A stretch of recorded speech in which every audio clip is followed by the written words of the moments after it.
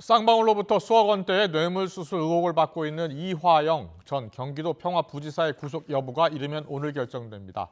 이 전 부지사는 민주당 이재명 대표의 측근으로 꼽히고 있는 만큼 구속 여부가 향후 이 대표와 쌍방울 관계에 대한 검찰 수사에도 영향을 줄 것으로 보입니다. 취재기자 연결합니다. 송재인 기자. 네, 사회부입니다. 네, 이화영 전 부지사에 대한 구속 전 피의자 신문은 마친 상태인 거죠? 네, 그렇습니다. 오전 10시 반부터 시작된 구속 전 피의자 신문은 낮 1시 20분쯤 종료됐습니다.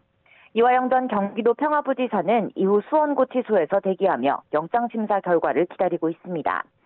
오늘 신문에서 검찰은 이화영 전 부지사가 지난 2018년 쌍방울 사회이사를 사임한 뒤에도 법인카드를 여러 받아 써왔다는 쌍방울 관계자들의 진술을 주된 근거로 뇌물 혐의를 주장한 거로 알려졌습니다.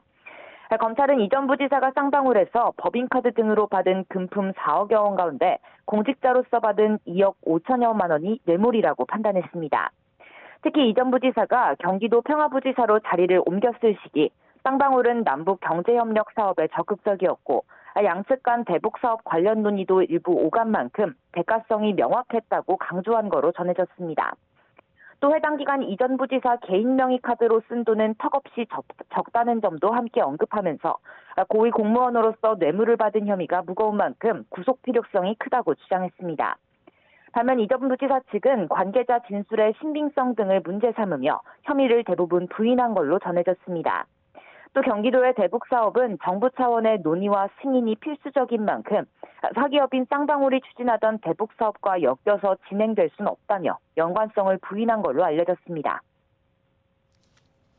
네, 이화영 전 부지사의 구속 여부, 향후 수사에도 영향을 미칠 가능성이 큰 거잖아요.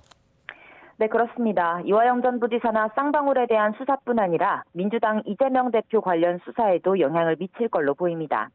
이 대표가 선임했던 변호사들과 측근 일부가 과거 쌍방울과 그 관계사 사회이사를 지내는 등 쌍방울과 밀접한 관계가 있는 정황이 드러난 상황입니다.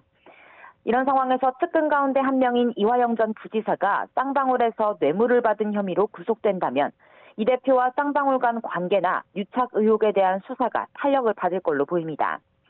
검찰은 이 전 부지사의 신병을 확보할 경우 쌍방울을 매개로 이재명 대표의 변호사비 대납 의혹에 대한 수사까지 본격화할 걸로 전망됩니다.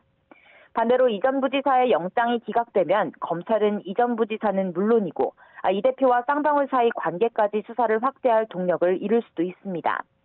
검찰은 현재 김성태 전 쌍방울 회장의 해외 도피로 이 대표의 변호사비 대납 의혹 수사에 난항을 겪고 있는 상황이기도 합니다. 앞서 이 전 부지사 측근 A씨는 역할과 지위를 고려할 때 구속의 상당성이 떨어진다는 법원의 판단으로 영장이 기각된 가운데 쌍방울 사회이사직과 경기도 평화부지사로서 역할과 지위가 더 뚜렷했던 이 전 부지사의 구속 여부가 주목됩니다. 지금까지 사회 일부에서 YTN 송재인입니다.